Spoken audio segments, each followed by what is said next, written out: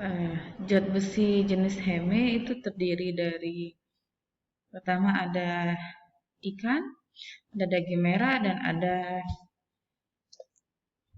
daging ayam. Jadi zat besi jenis Heme itu yang dia masuk ke dalam protein hewani. Ini masuk ke dalam zat besi jenis Heme. Ingat, di mana zat besi jenis Heme itu lebih cepat diserap dibandingkan dengan zat besi jenis non-Heme.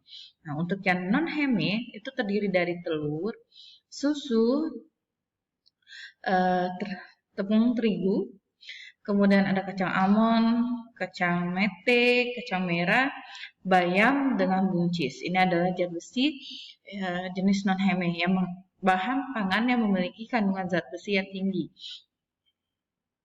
Ya. Nah, untuk mencegah anemia harus menerapkan pola hidup bergizi seimbang, di mana kita ada piring makanku, sajian sekali makan. Untuk makanan pokok, dia porsinya sama dengan porsi sayuran. Porsinya. Sedangkan lauk paus dan buah-buahan porsinya sama. Ini adalah piring makanku dengan batasi gula, garam dan minyak, cuci tangan sebelum makan, dan mengkonsumsi minum air putih. Nah, ini ada tumpeng gizi seimbang, apa saja yang harus dilakukan. Ya. Jadi piring berisi, ini adalah piring berisi sajian makan, ya, yang diperlukan untuk kebutuhan tubuh. Jadi lauk, porsi makanan pokok itu dia porsinya sama dengan sayuran, sedangkan lauk pauk itu porsinya sama dengan buah-buahan.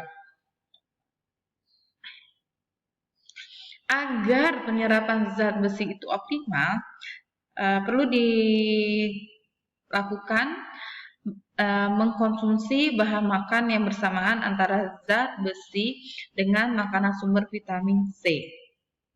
Nih ya, kandungan bahan pangan yang tinggi zat besi non-Heme dan Heme ditambah dengan vitamin C itu akan menyebabkan penyerapannya menjadi optimal. Contoh bahan pangan yang mengandung vitamin C tinggi itu adalah jeruk, stroberi, tomat, sayuran yang berdaun hijau. Ini adalah contohnya, makan nasi ditambah lauk daging, dia masuk ke dalam Heme, zat besi Heme, tambah makan sayur bayam, non-Heme, tambah minum es jeruk, ya, akan menyebabkan penyerapannya yang sangat optimal. Apabila sedang mengkonsumsi suplemen kalsium, sebaiknya tidak dibarengi atau dilakukan bersama dengan mengkonsumsi suplemen zat besi dalam satu waktu. Karena apa? Tubuh akan menyerap kedua zat ini dengan lebih baik jika dikonsumsi secara. Jadi konsumsilah secara terpisah. Hindari makan makanan sumber zat besi dengan bersamaan dengan minum berkafein dan mengandung tanin. Jadi kopi, teh, minuman bersoda itu dihindari makan bersamaan dengan makan besar. Misalnya pada saat sarapan pagi hindari minum kopi, minum teh, dan minuman bersoda karena akan mengganggu penyerapan zat besi atau zat besi khususnya yang kita misalnya pagi kita makan sarapan nasi urap ditambah dengan es teh manis, sama aja sayang penyerapannya jadi terganggu dikarenakan apa? Kita mengkonsumsi minuman yang mengandung tanin, ya. Kafein dan tanin itu akan mengganggu penyerapan zat besi dalam tubuh. Jadi kalau misalnya makan nasi urap dibarengi minum susu boleh sarapan atau minum air putih nggak apa-apa. Nah, boleh kopi dan teh atau minuman bersoda itu bukannya dilarang untuk diminum, tapi dilarang untuk dikonsumsi pada saat kita makan sarapan pagi, makan siang dengan makan malam. Tapi kalau misalnya saat snack antara pagi siang dan snack antara siang ke sore itu boleh kita konsumsi kopi dan teh. Jadi teh atau kopi ini cocoknya diminum pada saat selingan, makanan selingan. Nah, Menurut kalian apabila kita mengkonsumsi seperti ini baik atau tidak ditambah dengan ST? Ya, ini adalah porsi piring makanku.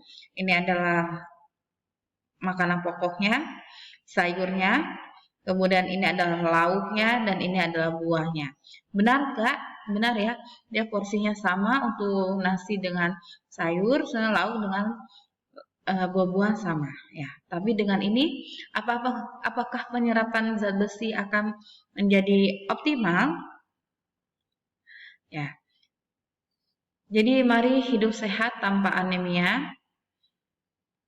Jadi zat besi penyerapannya optimal apabila dia adanya kandungan vitamin C yang tinggi, kemudian adanya sukrosa, kandungan sukrosa atau karbohidrat yang sederhana, dan adanya kandungan protein. Nah, ini adalah faktor yang menghambat penyerapan. Ada kalsium fosfat, asam pitat. Asam pitat ini terdapat pada sereal dan kacang-kacangan, asam oksalat. Kemudian ada polifenol atau teh, kopi, coklat, dan tanin pada teh. Nah, untuk meningkatkan penyerapan zat besi, sebaiknya tablet tambah darah itu dikonsumsi bersama dengan buah-buahan dan sumber vitamin C dan sumber protein hewani. Ya, hindari konsumsi tablet tambah darah bersamaan dengan teh dan kopi, tablet kalsium dosis tinggi, dan serta obat sakit mah. Dan apabila ingin mengkonsumsi makanan dan minuman yang dapat menghambat penyerapan zat besi, sebaiknya dilakukan 2 jam sebelum atau sesudah mengkonsumsi tablet tambah darah. Jadi kita lihat lagi di sini. Di sini ada lauk, ada buah jeruk, ada sayur bayam, ada nasi. Ini sudah masuk ke dalam gizi seimbang yang baik, tapi sayangnya dia ditambah minum teh. Jadi mengganggu penyerapan, bukannya mengoptimalkan, tapi mengganggu, menghambat penyerapan zat besi pada makanan yang kita konsumsi. Jadi benar atau salah kalau kita misalnya pada saat makan dibarengi dengan minum teh, minum kopi, itu salah.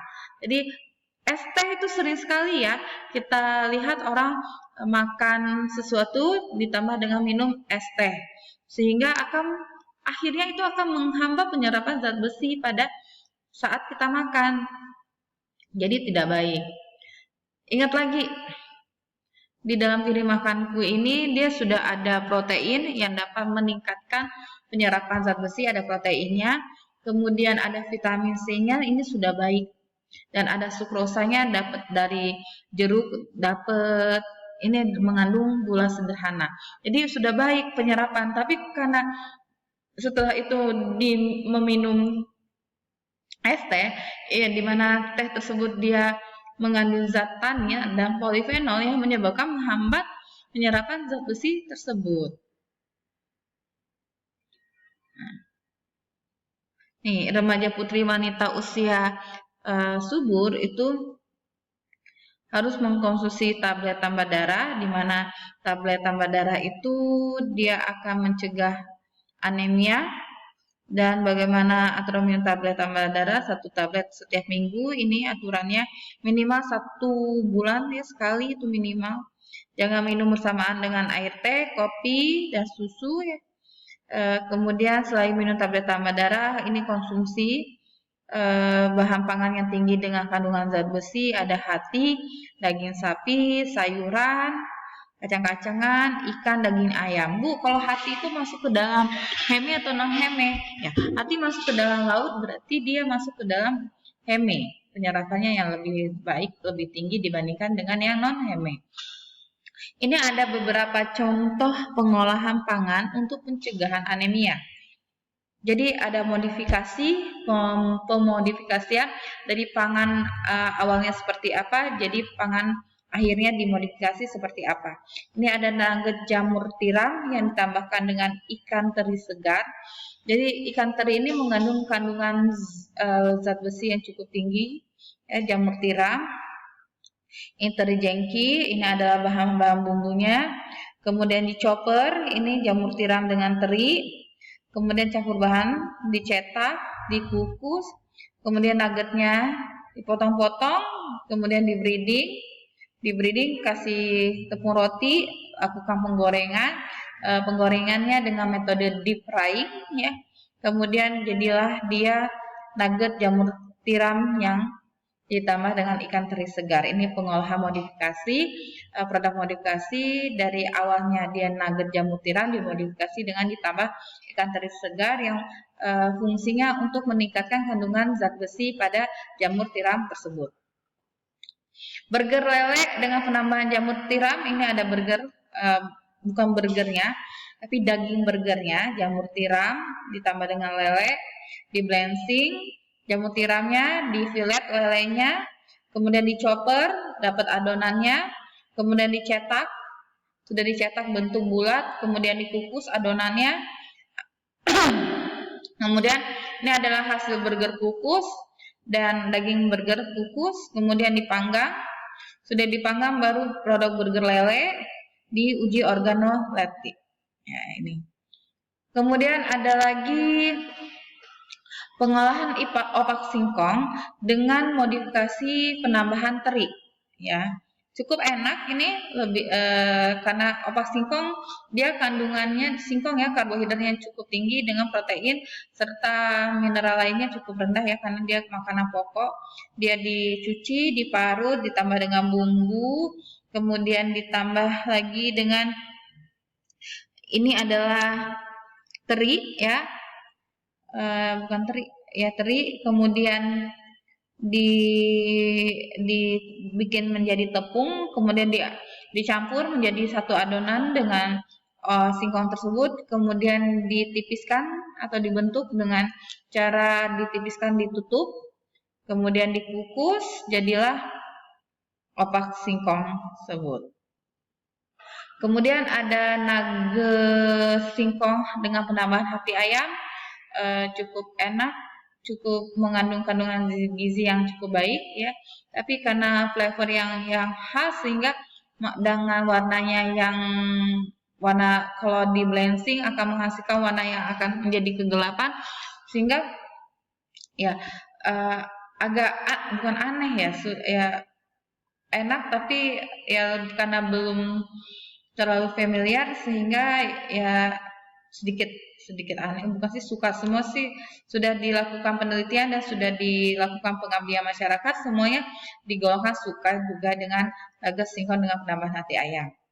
Ini adalah singkong diparut, ditimbang, kemudian hatinya juga ditimbang, dilakukan perebusan hati ayam, siapkan bumbu, kemudian hati ayam yang telah direbus giling halus atau dihancurkan, dicampur menjadi adonan, pencetakan adonan, kemudian pengukusan adonan. Oke, itu jenis-jenis dari pengolahan modifikasi suatu produk pangan menjadi kandungan gizi khususnya zat besi yang meningkat. Demikian materi dari saya dan saya akhiri. Wassalamualaikum warahmatullahi wabarakatuh.